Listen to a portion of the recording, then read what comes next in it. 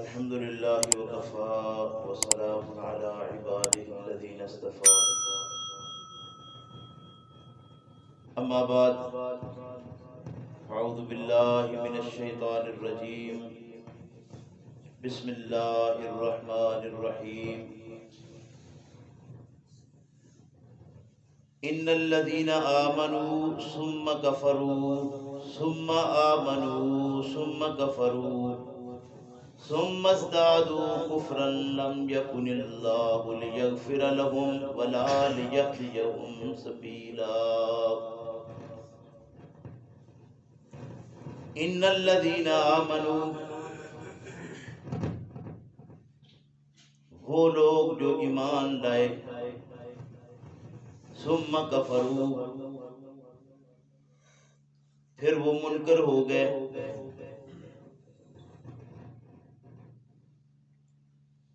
ثم آمنوا، پھر ایمان لے آئے، ثم کفروا، پھر منکر ہو گئے، ثم ازدادوا کفرا،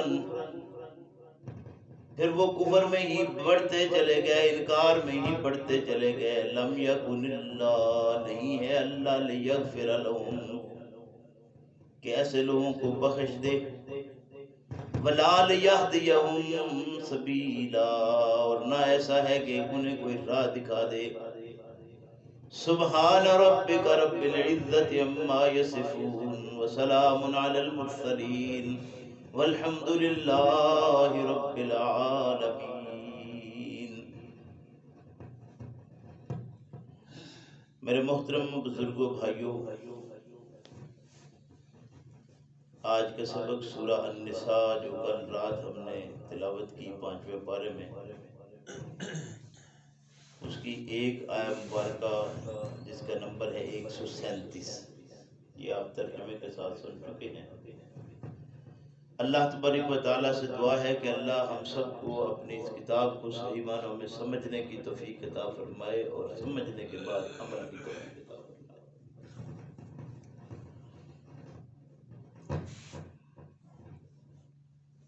آپ مسلسل یہ بات سن رہے ہیں کہ بہت ساری چیزیں ایسی ہیں جو ہم قومی طور پر اپنا چکے ہیں، لیکن اللہ رب کریم کی کتاب میں جو ہماری قومی نظریات ہیں ان کے خلاف بات ہے، یا جو ہم نے قومی طور پر نظریات اپنا لیے ہیں کتاب اللہ کے برعکس ہیں۔ چاہیے یہ کہ ہم اللہ کی کتاب کو بدلنے کی بجائے اپنے ان نظریات کو چینج کر لیں جو اللہ کی کتاب کے خلاف ہیں۔ آج کے سبق میں جو آیت مبارکہ شامل کی گئی ہے، ہمارے ہاں ایک بات معروف ہے، مرتد کی سزا سر تن سے جدا۔ یہ کہاں سے آئی ہے، کہاں کون اس کو اٹھا کے لایا ہے، کچھ علم نہیں۔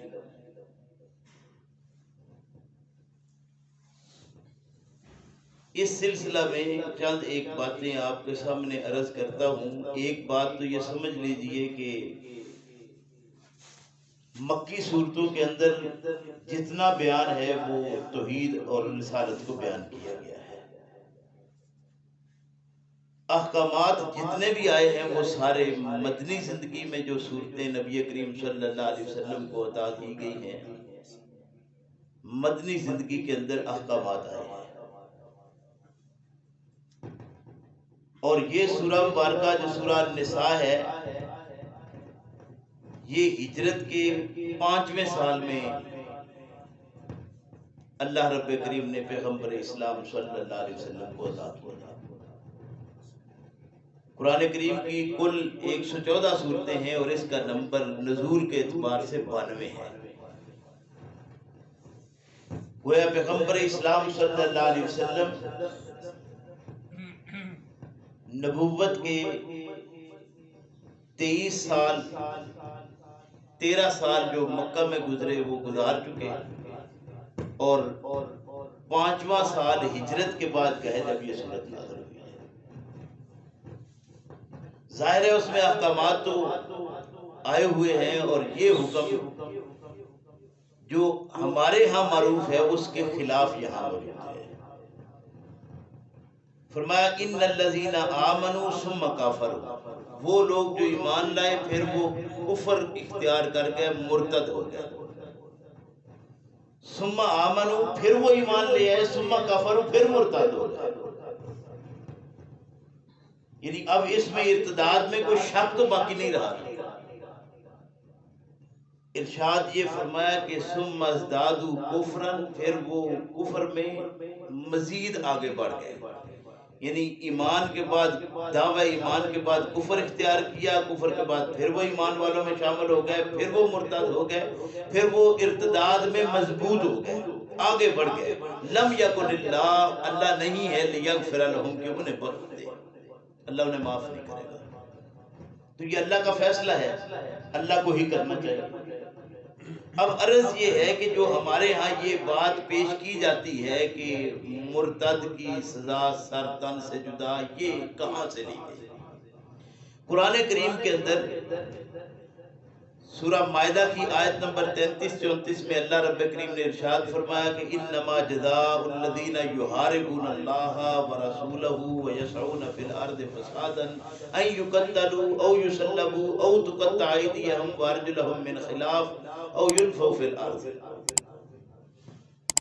اس سے ایک یہ استدلال کرتے ہیں کہ بھئی اس کو قتل کر دینا چاہیے، سورہ مائدہ کی اس آیت سے۔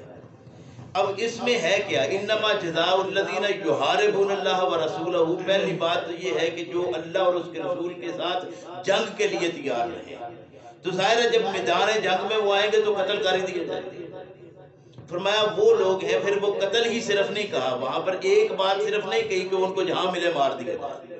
فرمایا تین چیزیں یہاں پر ہیں، یا ان کو قتل کر دیا جائے اور سلیب چڑھا دیا جائے، ظاہر ہے سولی چڑھیں گے پھر بھی مار دیے جائیں گے، یا دوسری بات کہی ہے تقطع ایدیہم وارجلہم من خلاف، ان کے ہاتھ اور پاؤں خلاف سمت کاٹ دیے جائیں۔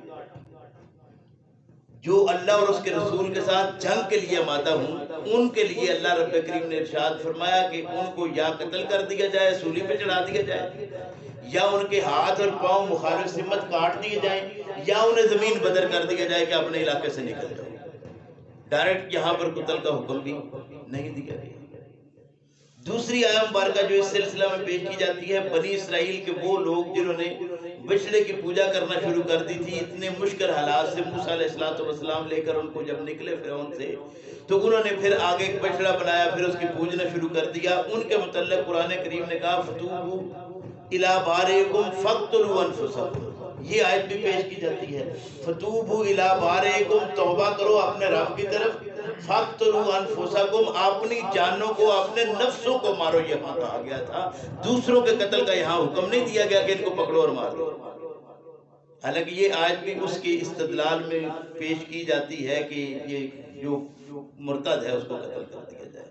وہاں یہ فرمایا تھا فتوبوا الی بارئکم فاقتلوا انفسکم، اپنے رب کی طرف رجوع کرو، لوٹو، اور اپنے نفسوں کے اندر جو چیزیں پیدا ہو رہی ہیں ان کو مارو، اپنے نفسوں کو درست کرو، ان کو مارو، اپنے نفس کو قتل کرو، اپنی خواہشات کو قتل کرو، دوسرے لفظوں میں یہ کہا گیا تھا۔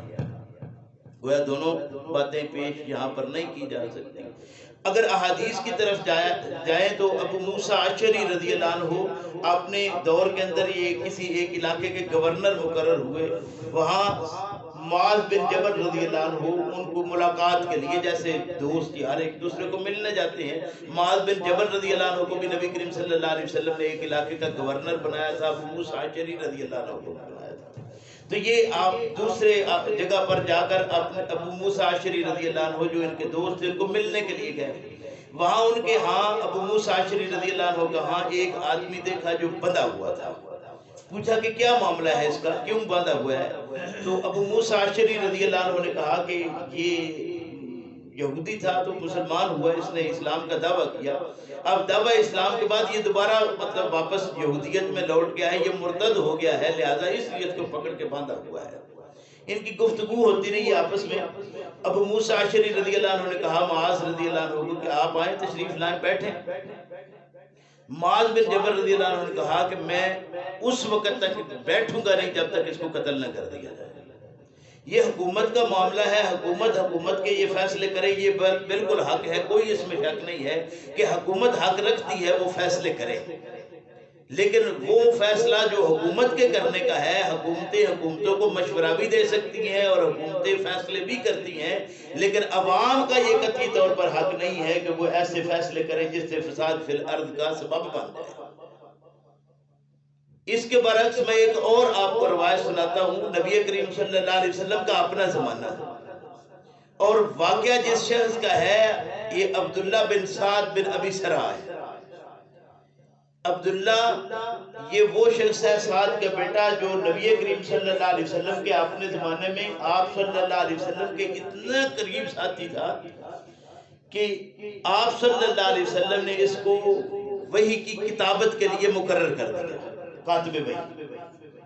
اب ظاہر ہے کہ ایک کاتب وحی ہے تو اس کا ایک بہت بڑا مقام ہے صحابہ میں، چنا ہوا ایک بندہ ہے ان صحابہ میں سے۔ تو ایسا ہوا کہ کچھ وقت کے بعد ایک آیہ مبارکہ نازل ہو رہی تھی، نبی کریم صلی اللہ علیہ وسلم لکھا رہے تھے، لکھواتے ہوئے اس کے ہاں ایک اچانک بات پیدا ہوئی، اس کے منہ سے جملہ نکلا، بالاتفاق وہ قرآن کی آیت ہی تھی، اگلا مضمون وہی تھا۔ تو جو ہی آپ صلی اللہ علیہ وسلم نے وہ مضمون اگلا بولا تو اس نے کہا کہ یہ تو وہی شخص ہے، لوگ صحیح کہتے ہیں کہ جو لوگ کہتے ہیں یہ لکھ دیتا ہے۔ تو ایسی بات کہتے ہوئے وہ مرتد ہو گیا، ارتداد کا شکار ہوا اور واپس لوٹ گیا، یعنی مسلمان نہ رہا۔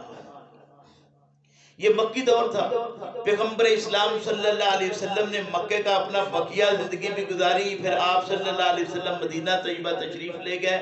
مدینہ طیبہ آپ صلی اللہ علیہ وسلم نے ایک وقت نکالا اور پھر اس کے بعد مکہ فتح ہوا۔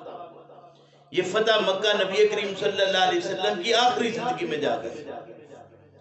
فتح مکہ کے موقع پر لوگ اپنے آپ کو بچا رہے تھے، ان میں یہ عبداللہ بھی خود کو بچا رہا تھا کہ میری جان کسی طریقے خلاصی ہو جائے۔ یہ اسی سلسلے میں تھا کہ سیدنا عثمان رضی اللہ عنہ کے ہاں اس کی ملاقات ہو گئی۔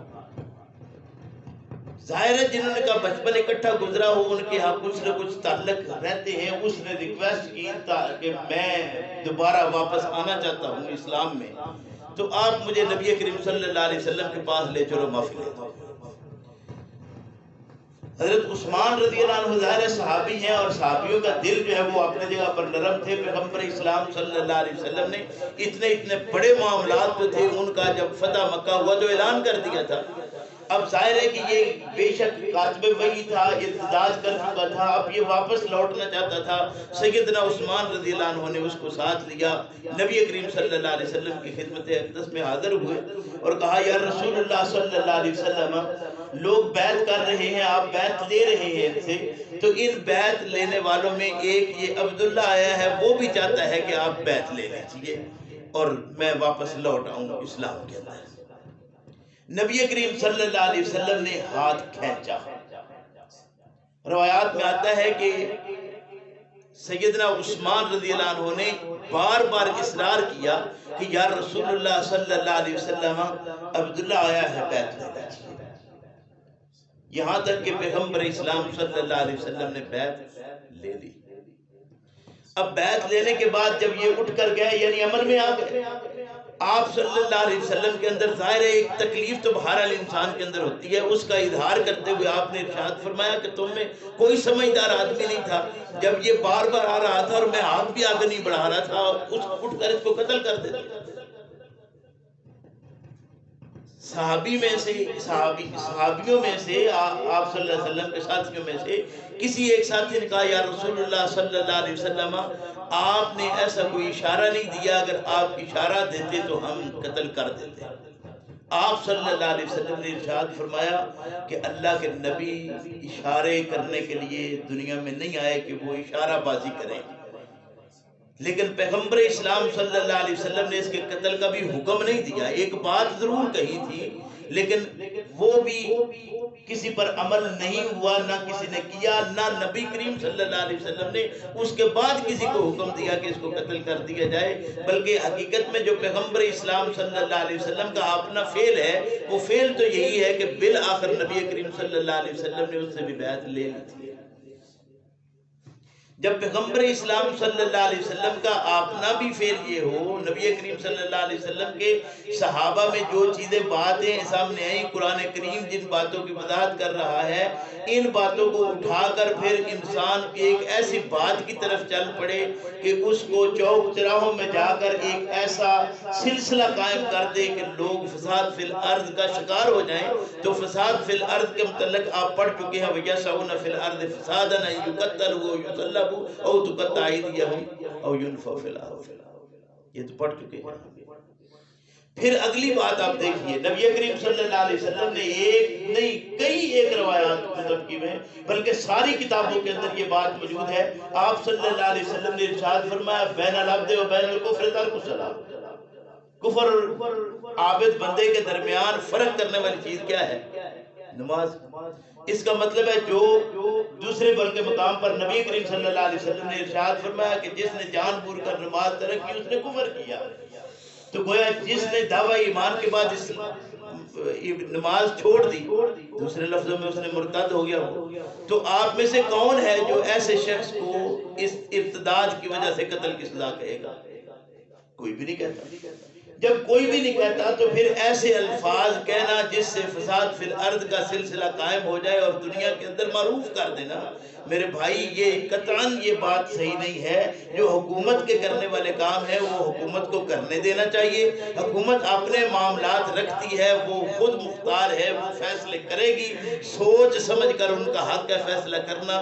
جس کے متعلق وہ فیصلہ کریں وہ اس کو قتل کریں، اس کو ملک بدر کریں، ان کے دائیں بائیں سے ہاتھ کاٹیں، جس طرح چاہتی ہے حکومت کرے، وہ اپنا اختیار رکھتی ہے۔ لیکن عوام کا یہ حق نہیں ہے کہ عوام میں اشتعال انگیزی کر کے خواہ ہمارے علماء، مشائخ، پیر، بزرگ جو ہے وہ لوگوں کو اشتعال انگیزی کر کے ان کو فساد فی الارض کا شکار بنائے۔ اللہ ہمیں سمجھ کی توفیق عطا فرمائے۔ قرآن کریم کی آیت پھر ایک بار پڑھ لیجئے۔ اللہ ارشاد فرماتے ہیں ان الذین آمنوا، وہ لوگ جنہوں نے دعوی ایمان کیا، ثم کفروا، پھر مرتد ہو گئے، ثم آمنوا، پھر ایمان لائے، ثم کفروا، پھر مرتد ہو گئے، ثم ازدادوا کفرا، پھر اس ارتداد میں بڑھتے چلے گئے، لم یکن اللہ لیغفر لهم، نہیں ہے اللہ کہ ان کو بخش دے، اللہ انہیں معاف نہیں کرے گا، ان کی مغفرت نہیں کرے گا، ولا لیہدیہم سبیلا، اور نہ ہی ان کے لیے راہ کھولے گا۔ بشر المنافقین، فرمایا یہ وہ منافق ہیں جو ادھر ادھر پھرتے رہتے ہیں، ان کے متعلق بین لهم عذابا الیما، ان کے لیے درد دینے والا عذاب تیار کیا ہوا ہے۔ فرمایا الذین یتخذون الکافرین اولیاء من دون المؤمنین ایبتغون عندهم العزہ فإن العزۃ للہ جميعا، یہ جو اس طرح کرنے والے ہیں یہ کیوں دائیں بائیں گھوم رہے ہیں؟ وہ اس لیے گھومتے ہیں کہ وہ سمجھتے ہیں کہ وہاں جائیں گے عزت ملے گی، کبھی وہاں جاتے ہیں کہ عزت ملے گی، کبھی ادھر جا کر ملیں گے کہ عزت ملے گی۔ اللہ رب کریم ارشاد فرماتے ہیں یاد رکھو عزتیں ایسے نہیں ملیں گی، فإن العزۃ للہ جميعا، عزتوں کا مالک اللہ ہے، آپ اس کے قریب رہیں گے اللہ عزتیں عطا کر دے گا۔ اللہ ہمیں سمجھ کی توفیق عطا فرمائے کہ قرآن کریم کے جو احکامات ہیں ان کو سمجھیں اور سمجھ کر ان کے مطابق عمل کریں، تاکہ ہماری زندگی فساد فی الارض سے بھی بچے، حالات ہمارے درست ہوں، سکون ہمیں اللہ نصیب کرے، مشکلات ہماری دور ہوں، آپس کے اختلاف ہمارے ختم ہوں، ایک دوسرے کے قریب آئیں۔ میں قطعاً یہ نہیں اس سے مطلب لے رہا کہ ارتداد صحیح ہے، ارتداد صحیح نہیں ہے۔ مرتد ہونے کے لیے اللہ ارشاد فرماتے ہیں کہ اگر ارتداد پر ہی وہ مر گیا تو بہرحال نتیجہ اس کا آخرت تباہ و برباد ہے۔ اللہ سمجھ کی توفیق عطا فرمائے۔ ربنا لا تزغ قلوبنا بعد إذ هديتنا وهب لنا من لدنك رحمة إنك أنت الوهاب۔ الحمد لله رب العالمين والصلاة والسلام على رسوله الكريم۔ اللهم صل على محمد وعلى آل محمد كما صليت على إبراهيم وعلى آل إبراهيم إنك حميد مجيد۔ اللهم بارك على محمد وعلى آل محمد كما باركت على إبراهيم وعلى آل إبراهيم إنك حميد مجيد۔ اللهم اجد الإسلام والمسلمين، اللهم اجد الإسلام والمسلمين، اللهم فقهنا في الدين۔ ربنا لا تزغ قلوبنا بعد إذ هديتنا وهب لنا من لدنك رحمة إنك أنت الوهاب۔ ربنا آتنا ما وعدتنا على رسلك ولا تخزنا يوم القيامة إنك لا تخلف الميعاد سبحان ربك رب العزة عما يصفون وسلام على المرسلين والحمد لله رب العالمين